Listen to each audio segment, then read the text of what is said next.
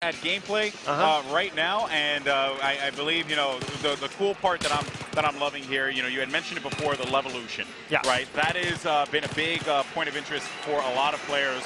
What does that mean to the audience? And for people who are just tuning in, what is Levolution?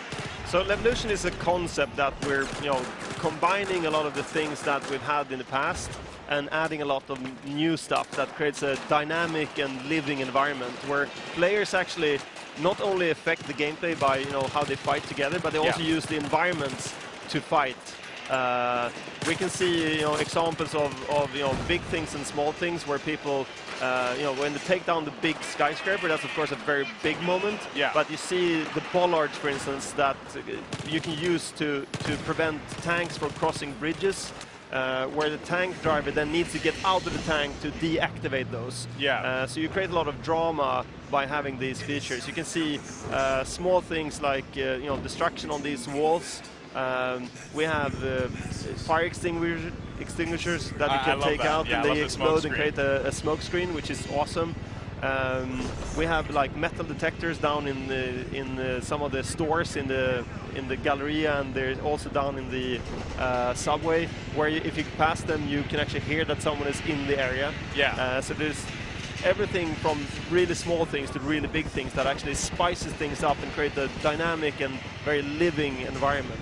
Yeah, and as we see right here, once again, hopping back to some chopper gameplay, we saw some tank action as well. But Alpha 2 here is just tearing it apart right now. Really good chopper pilot. Yeah, and I'm actually quite surprised too, because these are just people who are coming from the convention floor. Yeah. They're not, doing anything. They're not like, well, some of them are diehard Battlefield fans, without a doubt.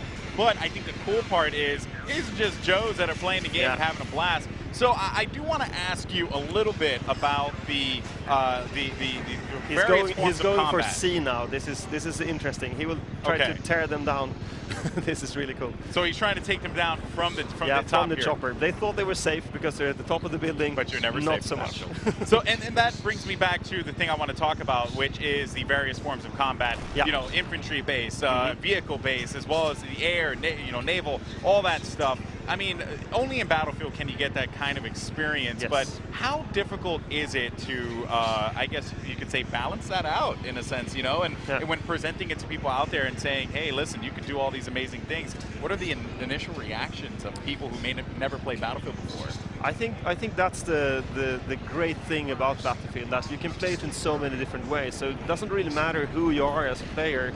You can always find your role on the battlefield. Either you're just playing as a supportive person where you help your team to win, or you can be a very offensive person to go hardcore lone wolf, full infantry action. But you can also be a dedicated chopper pilot like this guy, who's apparently he's never giving up. Apparently, never give up, never surrender. We have very dedicated tank drivers. We have dedicated, we're adding a lot of boats to the game now, ships and boats. So people will get very good at that as well. And then on top of that, we're adding commander mode, which means that you have a strategic layer on top of the whole game, where people can actually take care of the full team and help them and give them assets and provide support for the team. You see the bollards are up here. They cut back.